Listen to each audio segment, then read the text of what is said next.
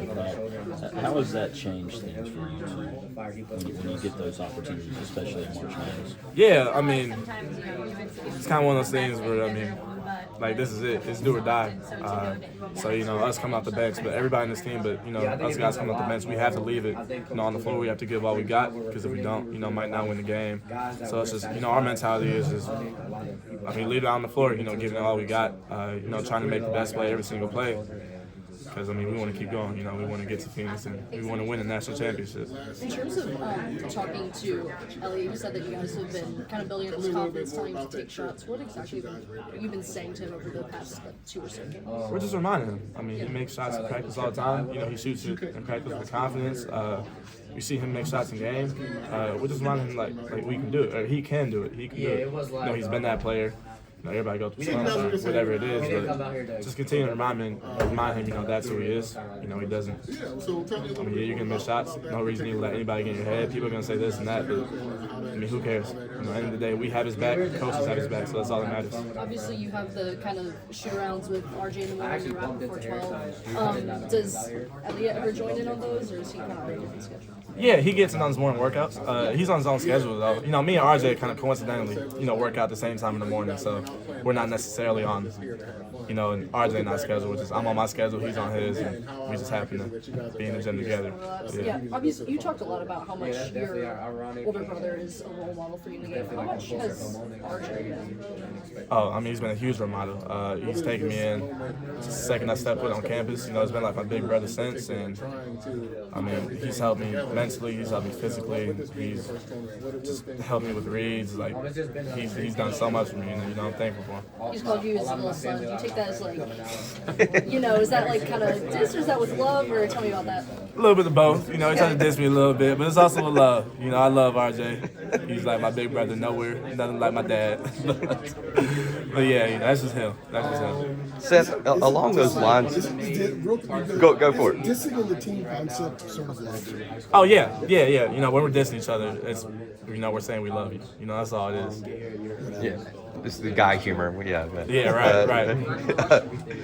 I wanted to ask you about RJ and his toughness. Do you think that's an underrated part of his game? He has so many different facets of what he does and everything, but you look over here the last couple games, he's got the stuff shoved up his nose. Absolutely. He's an incredibly tough kid. You see how teams try and play him. They try to be extra physical with him. Try and take him out of sets.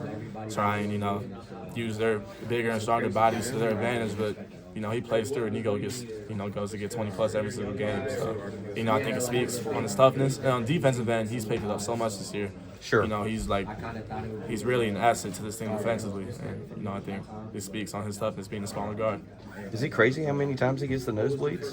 Have you ever been he's got such a dry nose. He's really got to do something about it.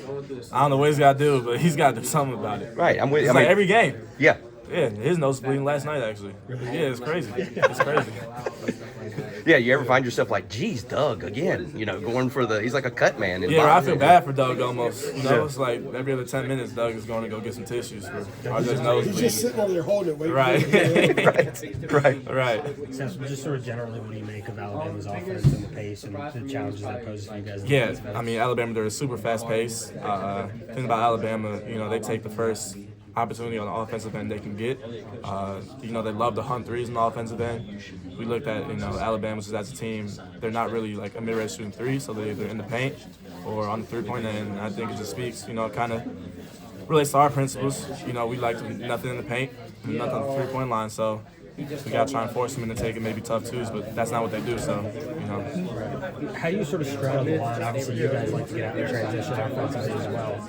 How do you still play to that without letting the game get sort of chaotic and out of control? Right. Having a good balance. I think we got a lot of smart guys in this team, so I think we know when to slow it down. I think Alabama's last game against GCU, there's a lot of possessions where it was just, like you mentioned, just fast going. So, I think we'll have that sense and just that IQ to slow it down when we need to. But we want to get on a run. We want to run. We know they run too, but we're ready for it. We have good balance. know we always do a good job. I feel like getting our guys back, so we're prepared for it.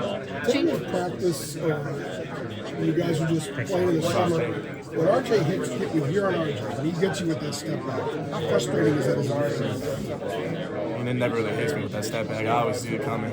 Nah, okay, but I mean, it's frustrating. It's frustrating. You know, there's a lot of times. Even defenders in games, there's a lot of times you play great defense on RJ. You know, they have 10 seconds of a good possession, and he hits you with a step back three, but you kind of just have to acknowledge it and accept it and you just gotta walk away smiling from it. You know, you can't really do nothing about it. It's on a different level this season than it was last year. Absolutely. How did you see that process unfold over the summer?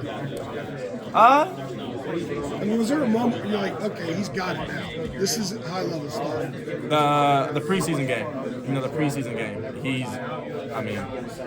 When he came out, I don't know, what do you have, like 17 in like 4 minutes or 5? I mean, whatever it was, he did something crazy that preseason game. I was like, yeah.